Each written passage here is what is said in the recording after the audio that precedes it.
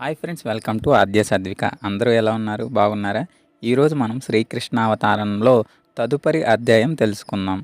తన భార్యను ఏ విధంగా రక్షించాలో ఆలోచించిన తర్వాత వసుదేవుడు పరమ పాపి అయినప్పటికీ కంసునితో అతి గౌరవంతో మాట్లాడడం మొదలుపెట్టాడు. ఒక్కొక్కసారి వసుదేవుని వంటి పరమ ధర్మాత్ముని కంసుని వంటి అతి దుష్టమైన వ్యక్తిని ముఖస్థుతి చేయవలసి వస్తుంది. రాజకీయ కలాపాల తీరే ఆ విధంగా ఉంటుంది. వసుదేవుడు ఎంతో దుఃఖంతో ఉన్నప్పటికీ బయటికి నవ్వాడు. కంసుడు పరమ క్రూరుడు కాబట్టి సిగ్గుమాలిన కంసునితో అతడు ఈ రీతిగా వ్యవహరిస్తూ, బావా, నీ సోదరి వలన నీకు భయం లేదనే విషయాన్ని దయచేసి గమనించు. ఆకాశంలో భవిష్యవాణి విన్నావు కాబట్టి నీవేదో ప్రమాదాన్ని శంకిస్తున్నావు, కానీ ప్రమాదము నీ సోదరి పుత్రుల వలన కలుగుతున్నది కదా. వారిప్పుడు లేరు. నిజానికి భవిష్యత్తులో పుత్రులు కలుగుతారో కలగరో ఎవరికి తెలుసు. వీటన్నిటినీ గమనిస్తే ప్రస్తుతానికి నీవు సురక్షితంగానే ఉంటావు. నీ సోదరి వలన భయం కూడా లేదు. ఈమెకు పుత్రులు కలిగితే వారిని నీకు సమర్పిస్తానని నేను వాగ్దానం చేస్తున్నాను. అప్పుడు నీవు తగిన చర్య తీసుకోవచ్చునని అన్నాడు. వసుదేవుని మాట విలువ కంసునికి తెలుసు. ఆ మాట అతనికి నచ్చింది. అందువలన హేయమైన సోదరి వధను అతడు ప్రస్తుతానికి మానుకున్నాడు. తరువాత వసుదేవుడు ప్రసన్నుడై కంసుని నిర్ణయాన్ని మెచ్చుకుని తన ఇంటికి చేరుకున్నాడు. ఆ తరువాత దేవకి కాలక్రమంలో ప్రతి సంవత్సరం ఒక శిశువుని ప్రసవించింది. ఆ విధంగా ఆమె 7 పుత్రులు, ఒక పుత్రిక కలిగారు. మొదటి పుత్రుడు జన్మించినప్పుడు వసుదేవుడు తానిచ్చిన మాట మేరకు ఆ శిశువును వెంటనే కంసుని చెంతకు తెచ్చాడు. మహోన్నతుడైన వసుదేవుని మాటను నిలబెట్టుకోవడంలో సుప్రసిద్ధుడు. ఆ ఖ్యాతిని అతడు నిలబెట్టుకోవాలనుకున్నాడు. అప్పుడే పుట్టిన శిశువును అప్పగించడము అతనికి అత్యంత బాధాకరమే అయినప్పటికీ కంసుడు ఆ పిల్లవాడిని ఆనందంతో స్వీకరించాడు. కానీ అతడు వసుదేవుని నడవడికతో దయార్థ హృదయుడు అయ్యాడు. నిజానికి ఈ సంఘటన ఎంతో ఆదర్శనీయమైనది. వసుదేవుని వంటి మహాత్మునికి విధి నిర్వహణలో దుఃఖదాయకమైనది లేనే లేదు. అతని వంటి బుద్ధిమంతుడు నిస్సంకోచంగా తన కార్యకలాపాలను చేస్తాడు. ఇంకొక ప్రక్క కంసుని వంటి దానవుడు ఎటువంటి హేయమైన కార్యానికైనా వెనుకాడడు. అందుకే సాధువు జీవితంలోని సకల దుఃఖాలను సహించగలడని, బుద్ధిమంతుడు అనుకూలమైన పరిస్థితుల కొరకు ఎదురు చూడకుండా కర్తవ్య నిర్వహణ చేయగలడని, కంసుని వంటి క్రూరుడు ఏ పాపమైనా చేయగలడని, భక్తుడు సమస్తాన్ని త్యాగం చేయగలడని చెప్పబడుతుంది. వసుదేవుని కార్యంతో కంసుడు సంతుష్టుడైనాడు. వసుదేవుని వాగ్దాన పాలనకు ఆశ్చర్యపోయినాడు.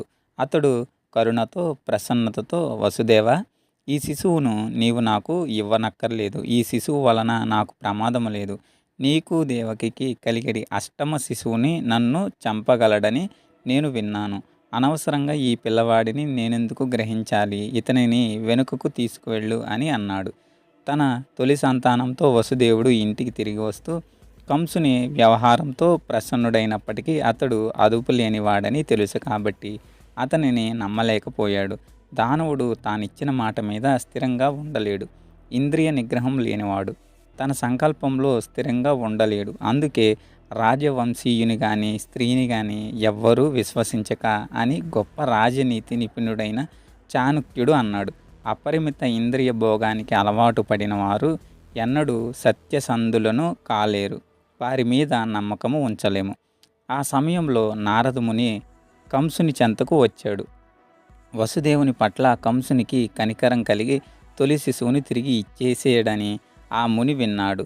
శ్రీకృష్ణ అవతారాన్ని వేగవంతం చేయాలని పువ్విళ్ళూరుతున్నందుకు అతడు నందాది గోవు వారి పత్నుల వంటి బృందావాసులను, ఇక వసుదేవుల పక్ష అతని తండ్రి సూరసేనాది వృష్ణ వంశజుల వారి బంధుమిత్రులు నిజానికి దేవతలేనని కంసునికి చెప్పాడు. కంసుడు అతని మిత్రులు సలహాదారులందరూ అసురులే కనుక వారంతా సావధానంగా ఉండాలి. అసురులకు దేవతలంటే ఎప్పుడూ భయమే కదా. వివిధ వంశాలలో దేవతలు ఆవిర్భావాన్ని గ్రహించిన నారదుడు ఆ విషయం తెలుపుగానే కంసుడు ఒక మారుగా భీతుడయ్యాడు. దేవతలు అప్పటికే అవతరించారు కాబట్టి విష్ణువు త్వరలోనే రాగలడని అతడు అర్థం చేసుకున్నాడు. వెంటనే అతడు తన బావ వసుదేవుణ్ణి దేవకిని బంధించి చెరసాలలో పెట్టాడు. కారాగారంలో ఇనుప సంకెళ్లతో బంధించిన దేవకి వసుదేవులకు ప్రతి సంవత్సరం ఒక శిశువు జన్మించాడు. వారిలో ప్రతి శిశువు విష్ణు అవతారమేనని తలచి కంసుడు ఒక్కొక్కరిగా వారిని వధించాడు. విశేషంగా అతడు అష్టమ సంతానానికి భయపడినప్పటికీ నారదుని రాక తరువాత ఏ శిశువైనా కృష్ణుడే కావచ్చునేమో అని నిర్ణయానికి వచ్చాడు. కాబట్టి దేవకి వసుదేవులకు పుట్టిన పిల్లలందరినీ చంపడమే ఉత్తమమని అతను భావించాడు. కంసుని ఈ కార్యాన్ని అర్థం చేసుకోవడం ఏమాత్రం కష్టం కాదు. తమ ఆశయాలను తీర్చుకోవడానికి తండ్రిని, సోదరుని, సమస్త కుటుంబాన్ని, మిత్రులను రాజవంశంలోని జనులు వధించిన పెక్కు సంఘటనలు ప్రపంచ చరిత్రలో ఉన్నాయి. ఇందులో ఆశ్చర్యమైన విషయం ఏమీ లేదు. ఎందుకంటే అసురు ప్రవర్తన, అత్యాశ కలిగిన రాజవంశీయులు తమ ఘోరమైన ఆశయాల కొరకు ఎవరినైనా వధిస్తారు.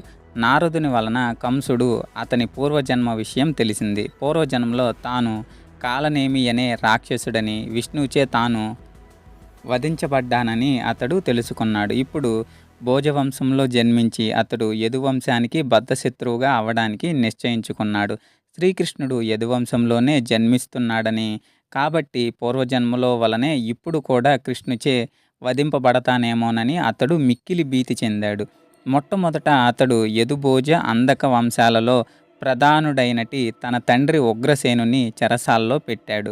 వసుదేవుని తండ్రి అయిన సూరసేనుని రాజ్యాన్ని కూడా ఆక్రమించి ఈ ప్రాంతాలన్నిటికీ తానే రాజని అతడు ప్రకటించుకున్నాడు. శ్రీకృష్ణావతారము అను దశమ స్కందంలోని మొట్టమొదటి అధ్యాయం సమాప్తం. ఈ రోజుకి ఈ అధ్యాయంతో ముగించి రేపు తదుపరి అధ్యాయంతో కలుసుకుందాం. మీ సపోర్ట్ని నాకు లైక్, షేర్ అండ్ సబ్స్క్రైబ్ ద్వారా తెలియజేయగలరు.